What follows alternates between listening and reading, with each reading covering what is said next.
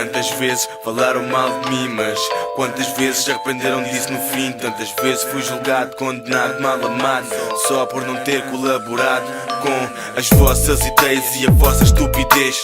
Faz-me chateado, irritado como tu vês. Não vale a pena abraços e sorrisos cínicos quando por trás existe alguém que mal nos traz. Por isso sou de revolta enquanto simplesmente falas mal de mim, mas não é pela frente. Não estou para aturar esse tipo de situações. Eu não resolvo problemas só com agressões. Eu vejo muitas vezes heróis de garganta. Às vezes foram tantas que eu nem tenho paciência, mas prefiro ficar calado, não gerar conflito. Mas não papo grupos, é por isso que eu não fico parado. Sou culpado de ter iniciado rixas.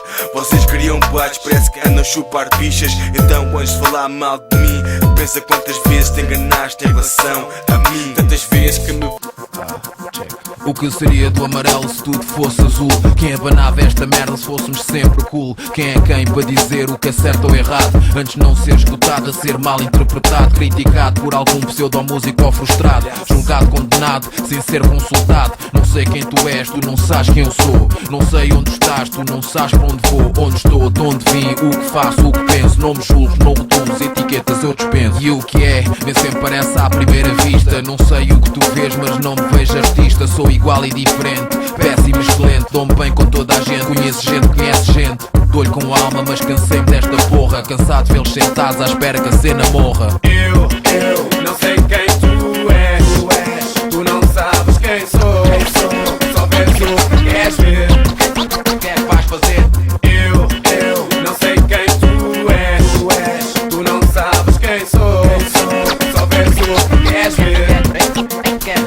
Se uma pancada no olho faz ver, eu vejo bem melhor. Quando a situação está pesada e todo o nível é hardcore, mantenho um nível de eleição para toda a gente ouvir aquilo que me faz sentido sentir. Quando quer posso e mando fluir. Deixa-me explicar o que sou, de onde vim, para onde vou. Experiência genética como o Michael Friend.